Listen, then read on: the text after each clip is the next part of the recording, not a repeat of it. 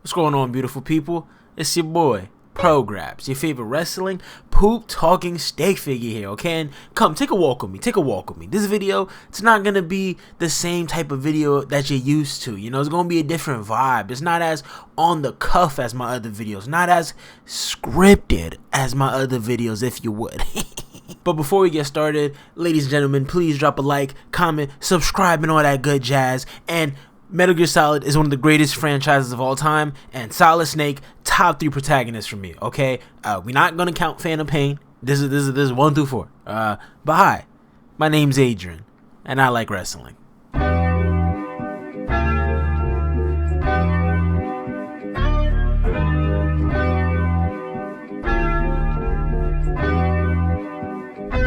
So over the past year, you know, you and I, we've gone through a lot together. You know, we've yapped about the future, the past, the culture, why it's cool, why it sucks, Megan Fox and Transform. But there's just something that I can't seem to escape in my day-to-day life. Like, it's this annoying, ignorant, little buzzing shit that just constantly flies around, and it's just...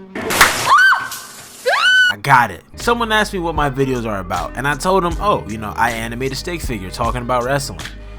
First off, not the sexiest hobby, but this dude straight up said to me, oh, you know it's fake though, right? Though I am a grown ass man. I'm 22 years old. Now, when I was younger, okay, that was a different story, alright? And honestly, I kind of remember finding out wrestling was scripted for the first time.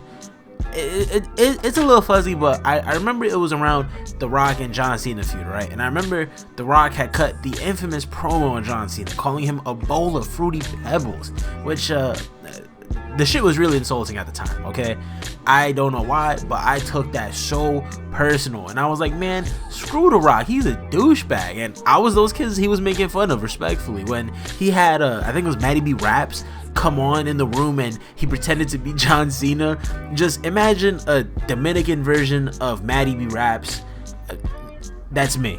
But yeah, y'all know the story already. The Rock calls John Cena the bowl of fruity pebbles. The crowd goes crazy. I cry a bit. And WWE at the time had posted a poll online saying, who do you guys think is gonna win this match?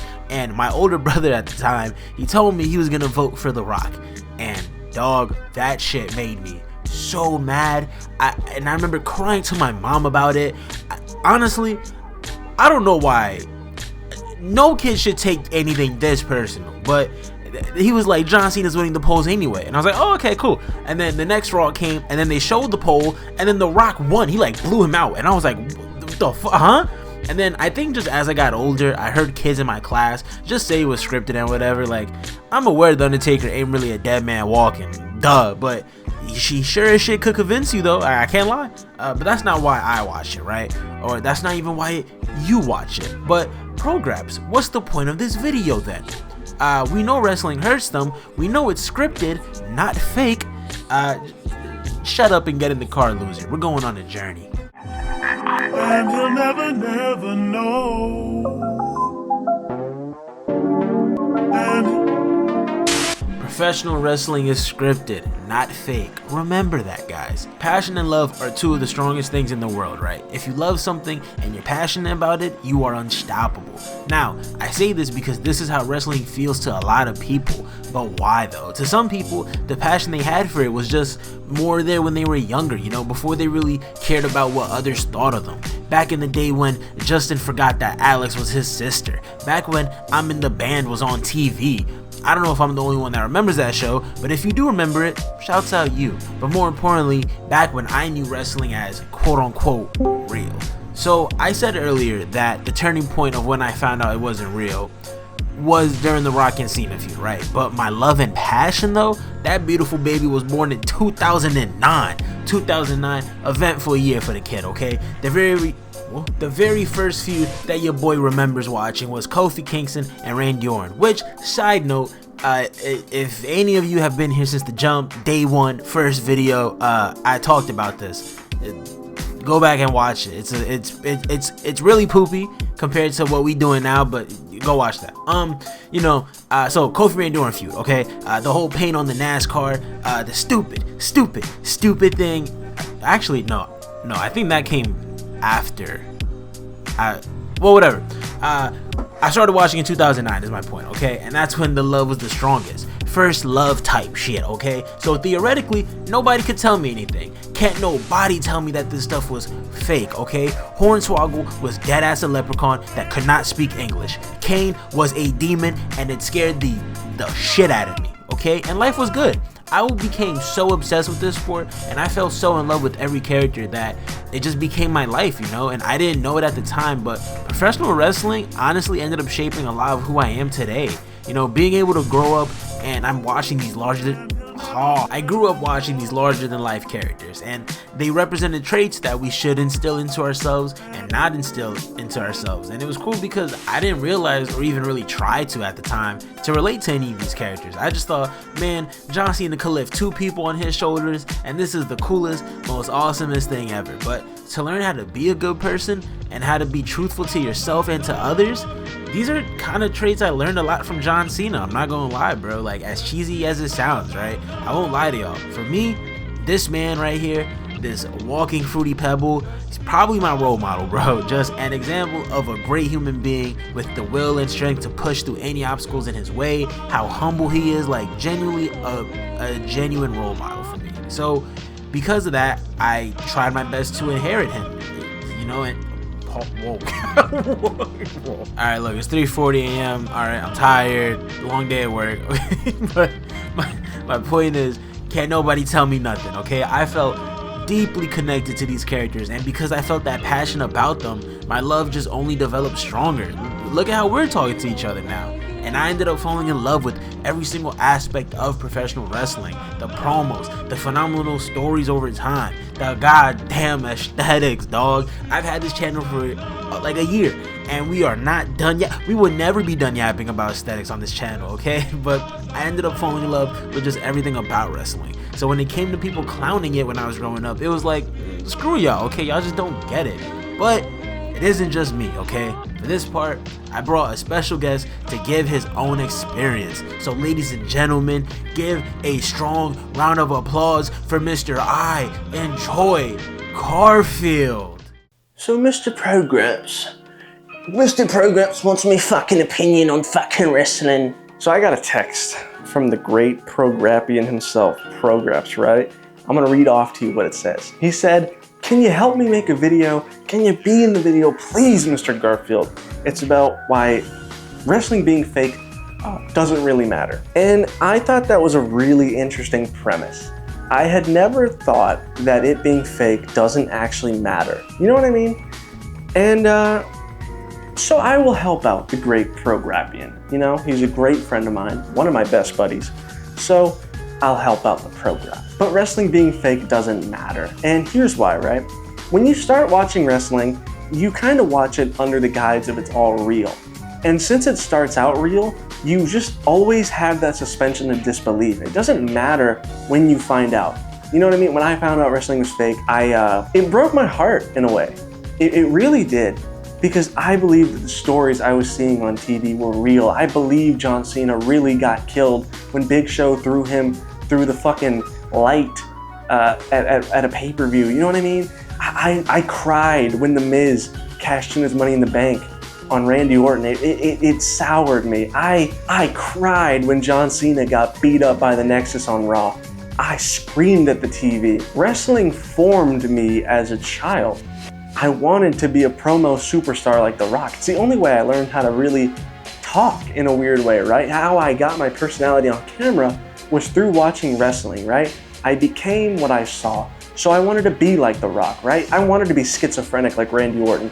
I wanted to be a good guy like John Cena. When Mr. Kennedy was pointing at the ceiling, getting his microphone, I wanted to do that. Wrestling, it never occurred to me that wrestling was fake. Even when I got older and started watching it, it never occurred to me that wrestling was fake in a weird way. You know what I mean? Because wrestling in a way is like magic, right? You know it's all bullshit, but you as the viewer give enough respect to the product and the product gives you enough respect and there's a mutual thing going on there and you kind of just know, yes, it's not real, but this is fun. And that's what wrestling should be about, man. That's why wrestling being fake doesn't matter, because at the end of the day, there's nothing like wrestling. Wrestling can make you happy. It can make you cry. It can make you mad. It can make you every type of emotion. And the funny thing is, man, it's like watching a movie every single week. I remember when the Cody Rhodes Roman thing was going on, I was just into it, man. I was 100% in. I had started my channel around that point, you know. I will always love wrestling for that, for giving me a platform to speak. And I would never have done that if I realized, oh man, wrestling is so fake. Wrestling being fake doesn't matter. And if it matters to you, maybe you just need to watch more wrestling, dog.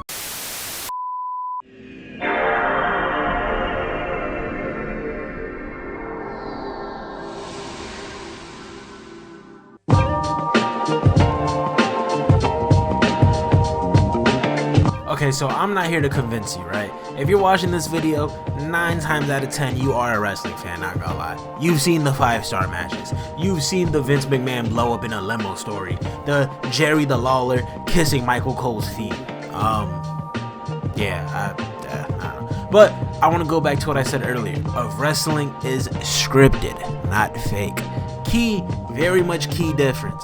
The ring, thin mat with 4x4 wood layered under. So if you fall on your back, gang, just imagine you got done.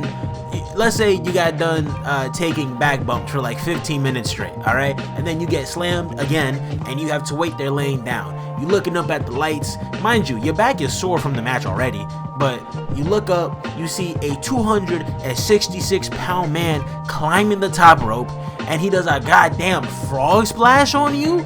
That shit is killing anyone. I'm sorry. Sure, the RKO and AA are moves that probably wouldn't kill you like they do as finishers, but gravity is still a thing, dog. The only thing that is fake is the end result of who's winning, and even then that's not fake, it's just scripted. TV shows are scripted. You think this chemistry teacher that becomes the biggest drug dealer in all of Arkansas is real? Like, no, it's scripted, bro. And look, okay, I kind of get the argument people make of, oh, it's hard to watch because it's a fake fight, but they're trying to make it seem real. Theater, it's literally storytelling through wrestling matches. That shit is awesome, bro.